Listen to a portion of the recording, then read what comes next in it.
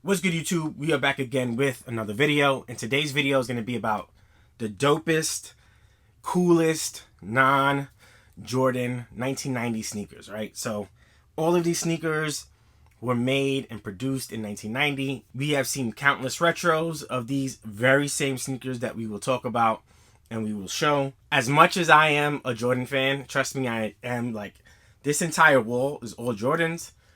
That wall is mostly Jordans, so maybe 70 to 80% of my collection is Jordans. But there are some sneakers that are very nostalgic. So this is to you, my old heads out there who are about my age, maybe a little bit older. This is for you guys because this was what it was about, right? Not everybody could afford Jordans in the 90s.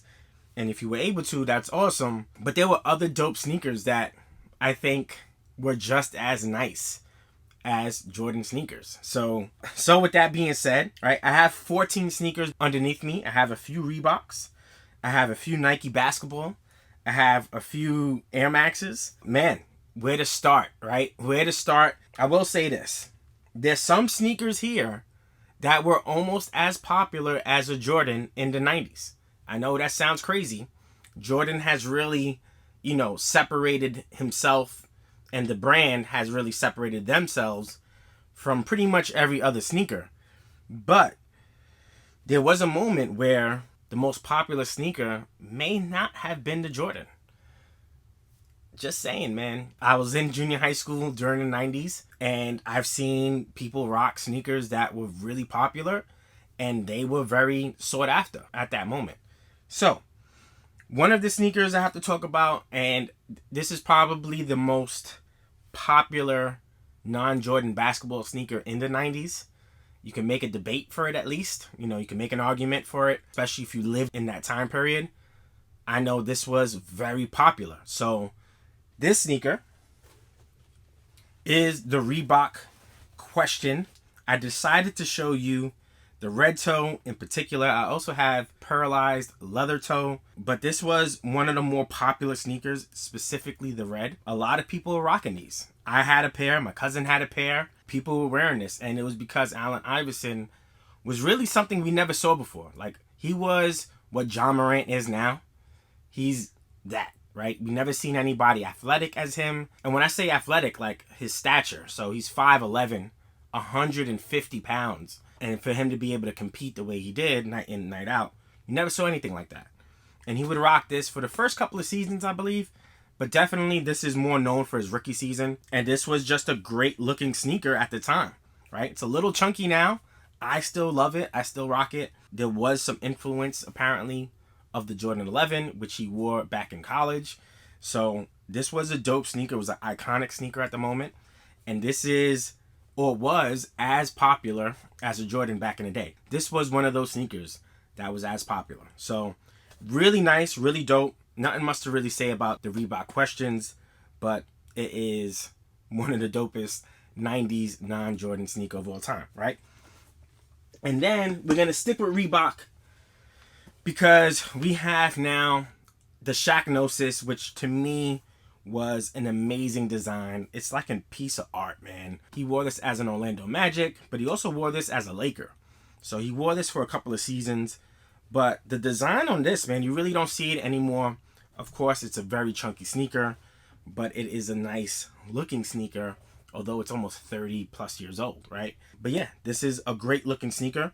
One of the more popular sneakers at the time was this Shaknosis. And in fact, every time it retros, pretty much sells out. So just to show you how popular it is, this sneaker still flies off the shelves. And then my last Reebok sneaker I'm going to show you, which I think was another incredible design as well, was the Reebok Kamikaze. This was worn by Shawn Kemp. Of course, we get little hints of green for that Seattle color green that Shawn Kemp would rock during this time period. This was super dope. It had like a lightning effect to it, which was really nice. Of course, lightning and Rain Man and all this other stuff that kind of incorporated with Shawn Kemp. But this was a nice design. As far as popularity from the 90s, I don't really remember too much about this sneaker, but I just love the silhouette. I love the design. There's different colorways that are really nice as well. Reebok really did a good job on these, right?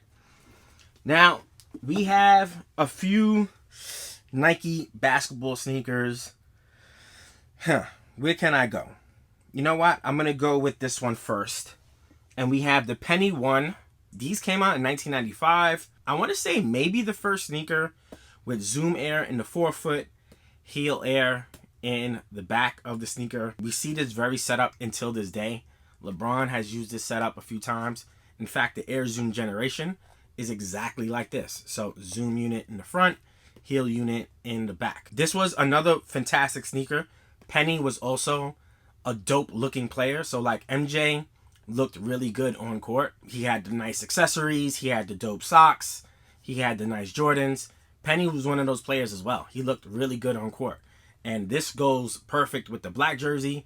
This went perfect with the blue jersey or even the home jersey. So this was a very popular colorway. Penny was a very popular player.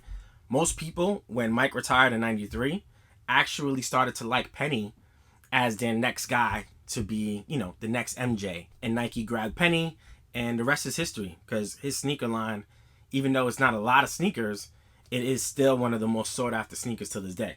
So that's the Pippin One, right? Now, this sneaker, I think, looks and is just as good as any Jordan. This is the Nike Pippin One. This was 1996-97 season, and this is just a gorgeous sneaker. We have the 33 squiggly lines. We have the nice nubuck. We have the white, black, and reds that go with the jersey. We have the Pip on the back, Pip on the front. He would wear this in the 97 playoffs exclusively, and this was just a beautiful sneaker. He would rock this while Jordan was rocking the Jordan 12. And in fact, the flu game, that iconic poster of MJ kind of leaning on Scottie Pippen was wearing these, man. So these were definitely dope. Very popular. These are still popular to this day. I don't know why these don't get retroed more. We get retros for other sneakers very frequently. These need to be retro much more often. In fact, I have the white pair as well. Those are the only two pairs that I remember. But we also need to get a retro of the Pippin 2, because I have no Pippin 2s, and that was one of the better sneakers as well. So yeah, this is a fantastic sneaker. And then we go back to Penny. We have the Air Penny 2. In fact, KD just released or leaked his KD 16, and they look very similar to these. Of course, more of a newer look to it. And this was another fantastic sneaker because you had the 3-end piping, which was really dope. Again, Penny made these look fantastic on court, so that always helped. This was just one that always matched with the jersey well. So Penny 2 for sure on this list, one of the dopest non-Jordans of all time. All right, another popular sneaker, right? Now these were just as popular as Jordans, believe it or not. And mostly because Ken Griffey was the most popular baseball player at the time. Now Jordan was always the most popular athlete when he played with the Bulls. But there was a time and point when Ken Griffey was the most popular baseball player and probably the best baseball player, and he had a Nike deal. This is the Ken Griffey One. This is a beautiful sneaker. When Ken Griffey wore it, he had cleat versions of these. Of course, they gave us the Air Max completely throughout the shoe, so that's nice. But this came out, I believe, in 1996 or 1997. Another classic of a sneaker, very popular to this day. And we see a bunch of Griffeys now come out for different colors and different teams. But the originals were always the nicest to me, especially this black and white colorway. This is absolutely one of the best 90s sneakers of all time, right? And then I'm going to throw you guys for a little bit of a loop here. I believe these came out in 91. I may be wrong. These actually may have came out in the 80s. If I'm wrong, I'm wrong. You get to see an extra sneaker anyway. But here we have the Nike Tech Challenge. Wow. Now, I said this before, and I'll say this again. If this was a Jordan 4 or a Jordan 3, I would not be mad. That's how nice this sneaker is. It's a beautiful sneaker, man. And what they did with this, they put the hot lava on it. Wow, this is nice. This is just a beautiful sneaker. It is a nice, nice sneaker. It really is.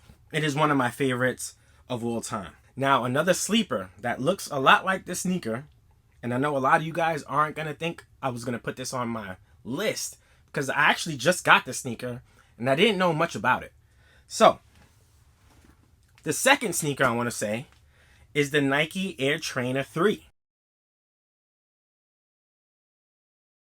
I mean, they almost look like cousins, right? Same colorway, hot lava, but this is a gorgeous sneaker, man. I can't wait to wear it in the summertime. I will do a separate review on these because for the most part, these just came out. But this is a clean silhouette. It's a clean color blocking.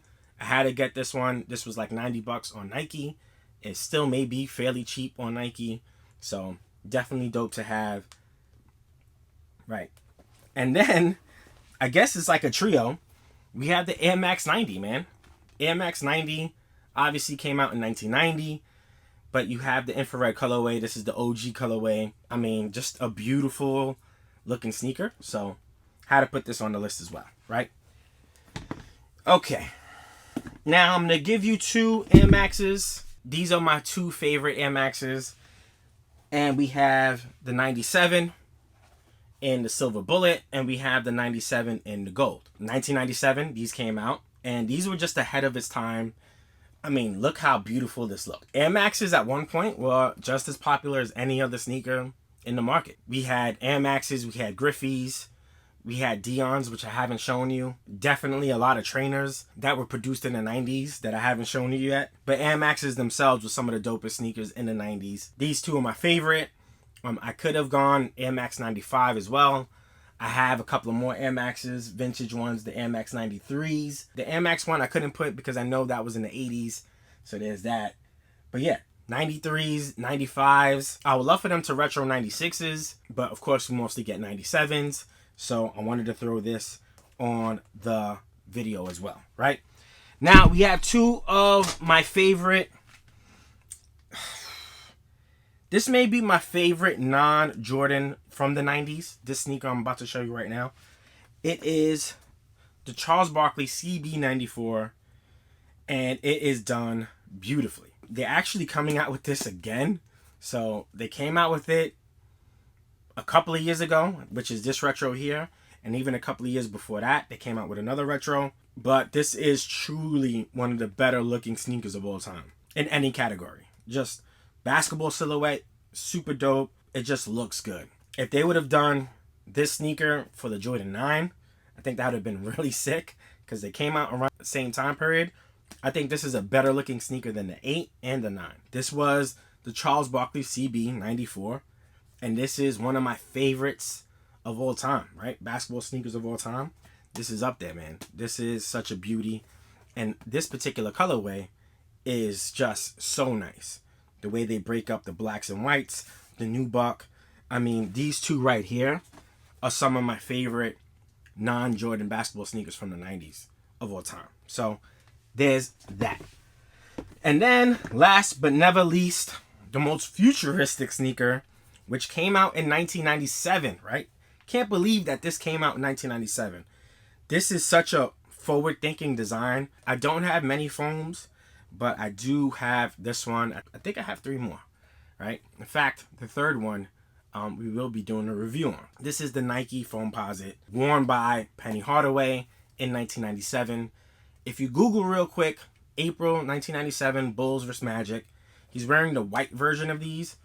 And if you Google Knicks vs. Magic, 1997, he's actually wearing this exact model, right? So he's wearing this with the black jersey, the black pinstripe, and it's just gorgeous. I'm not a super duper huge foam guy, but they are some colorways, especially if they are attached to the OGs, that I do like and I will purchase. But for the most part, it's not like I'm trying to collect every colorway. I'll leave that for the Foamposite heads. But this is just an iconic sneaker in many ways. It's dope, man. It was a dope design. We never seen anything like it. It's super heavy. It's basically a boot, which is, you know, a good thing as far as durability. But yeah, this is the last of my 90s sneakers that I wanted to show you. And on that note, I hope you enjoyed this video. We out. Peace.